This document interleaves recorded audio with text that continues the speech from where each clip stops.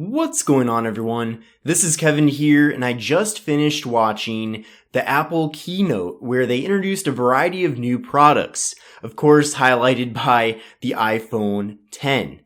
Now, there were some other products that came out though in addition to the iPhone X, and I have some notes here just that I took during the keynote, but basically we have the iPhone 8 and 8 Plus. We have the Apple TV, which can now put out in 4K HDR, which comes with additional upgrades.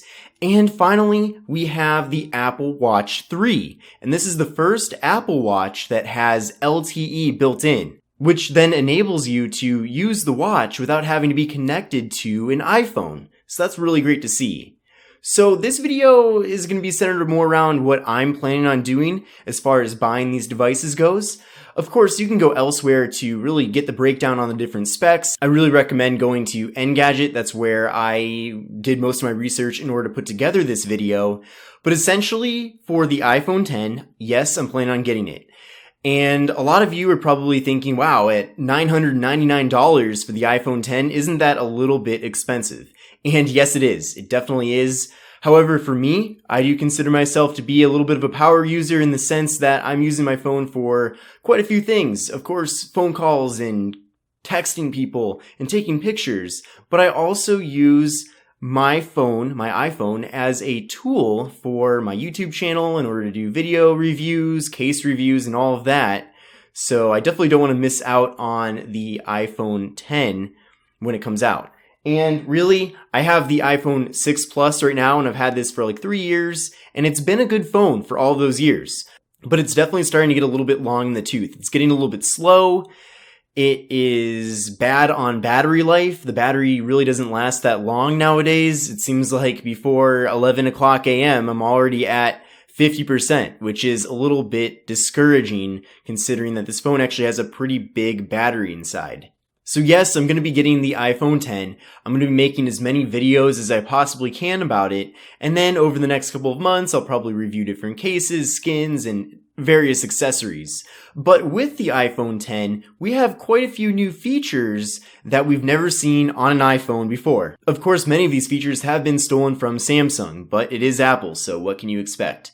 Usually, it seems like what they do is they look at what Samsung has done a good job with and failed at over the last couple of years, and then they take the good things and then they make them a little bit better and user-friendly, and usually in the process they dumb those features down. But it's been very successful for them, clearly, because Apple is one of the most profitable companies out there, so can't really hate them. Now with the iPhone X, some of the features, and I'm looking at my notes here, we have face detection. So since there is no more home button, you can't use Touch ID. So now they have Face ID, which allows you to basically look at your phone, and when you look at it, the sensors can detect that it's your face and it'll unlock your phone. Now I had this feature quite a while ago when I had the Samsung Galaxy Nexus. That was my first smartphone, and that had to be at least 4 to 5 years ago. So it's taken Apple that many years to take Face Unlock and to apply it to one of their devices. But like I mentioned before, Face Unlock wasn't really a very successful feature for Samsung devices or any other phone makers, phone manufacturers that use that technology. So I'd imagine that Apple has perfected it so that it works out a lot better. And I really hope it does work better because that's going to be one of the main methods that they advertise for unlocking your device. I'm not sure how it's going to work during the nighttime either. That's a little bit concerning, but we'll see. Another new feature that is coming along with both the iPhone 8, 8 Plus, and iPhone X is wireless charging. And this is another feature that has been around for a long time, but I'm really glad to see that this feature is finally making its way over to iPhones. And I can definitely see myself using this feature quite a bit, because there's a lot of times where on my desk, I just put my phone down while I'm working and I forget or am lazy and don't plug it in. Well, meanwhile, the phone's losing its charge, so it would be really nice to take advantage of that to have maybe a charging pad on my desk, another charging pad on my nightstand, and then it'd be cool to get some sort of car accessory so that when I'm driving, which my phone's usually not in my pocket, it's usually out when I'm driving because it's kind of a nuisance to drive with the phone in my pocket, Then I can take the phone and I can put it on a mat of some sort in my car. Of course, this has been available for a long time with Samsung and other Android devices, but it is new to the iPhones, and I'm glad it's finally here. There's going to be camera upgrades as well. So the portrait mode that came along with the iPhone 7 Plus has been really popular, and it sounds like Apple is going to be stepping that up a notch with even higher quality, and I'm glad to see that they're making upgrades to that and the whole camera itself. There's also going to be 4K video recording at 60 frames per second, which should be pretty sweet.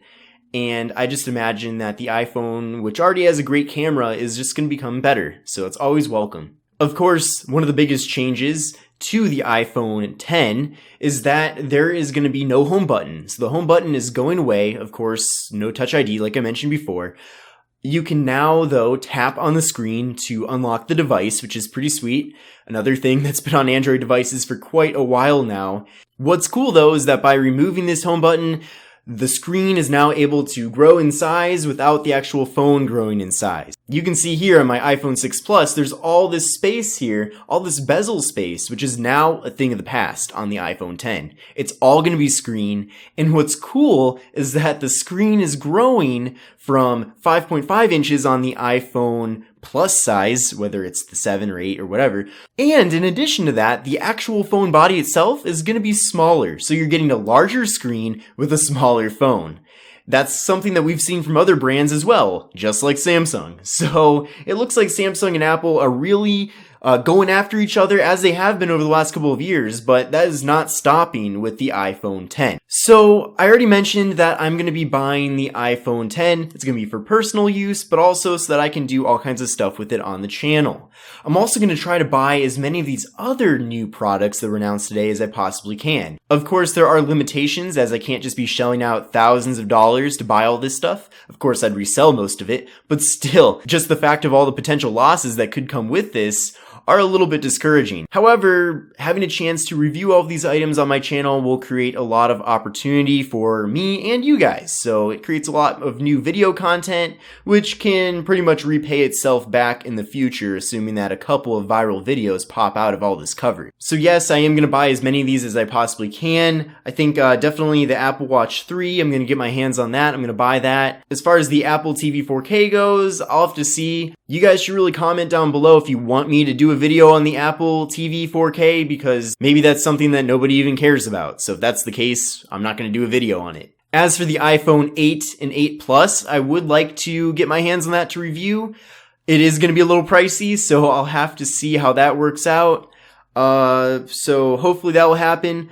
But they are coming out on different days. On September 22nd, we have the new iPhone 8 and 8 Plus. We have the Apple Watch 3 and the Apple TV 4K coming out. But then later on November 3rd, that's when we have the iPhone 10 coming out. So it is nice that the two launch dates are a little bit separated from each other. So we'll have to see how that works out as far as what I can buy. But definitely follow me on Twitter, as I'm going to be updating you on what I will be getting and what I will be covering on the channel. And then I will probably put out more video updates in the future discussing that as well. So let me know what you're planning on getting, if anything. I'm really interested in hearing that. Another thing I want to mention too is that those who are on my email list, which I call the Kevin Breeze Scoop, actually got access to this video a day early. So if you're part of the Breeze Gang, how about you comment that down below? Of course, anyone can be part of the Breeze Gang. You just got to sign up for my email list, and that is down below in the comments. But you'll get early access to not all, but many of my videos like this one, and it's going to be fun. So sign up for my email list. You won't regret it, and you'll get first access to a lot of different things, such as videos like this. So thanks again for watching. I'll see you in the next video.